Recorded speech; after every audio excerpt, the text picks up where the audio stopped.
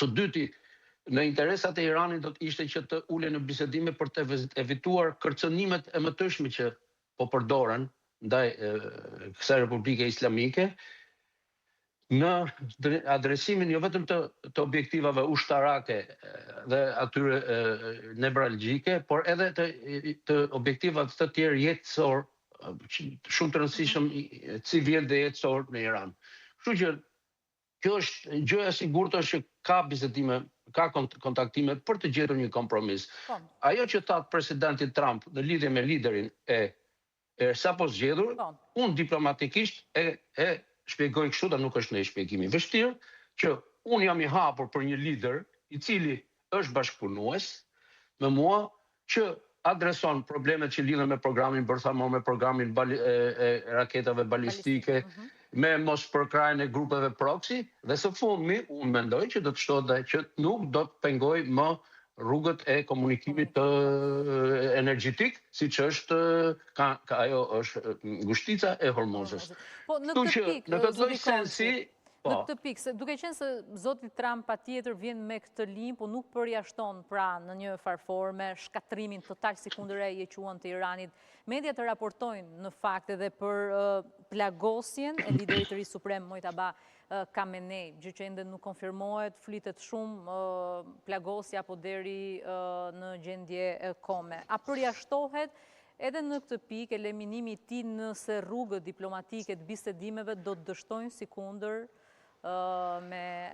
Ali Khamenei? Atëherë, kur kam filluar këto bisedime, unë kam menduar sinqerisht që kur kam filluar këto bisedime, kam menduar sinqerisht që pas luftës 12 ditore do të ketë një lloj më shumë fleksibiliteti nga ana e Iranit dhe ka qenë, me thënë drejtën, pak e papritur deklarata e Stephen Witkoff, ku Irani biseduesit iranian i kanë thënë që ne jemi gati për një armë bërthamore brenda disa javësh, të paktën kështu shpreh në disa media, dhe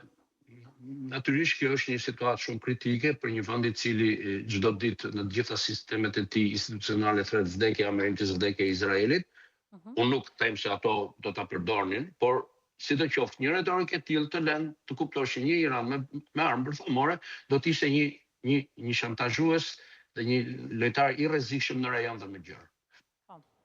Kështu që mbasi dështojnë bisedimet, filluan sulmet dhe në këto sulme po shikoni, këtu mediat, më falni që po jo them, por shpesh është e pandershme, sepse sindromi Trump po luan një rol shumë të rëndësishëm sa që ka kaluar dhe masën, madje edhe në mediat demokrate amerikane, në narrativat e tyre që nuk bëjnë sens shpeshherë. Tani, problemi është që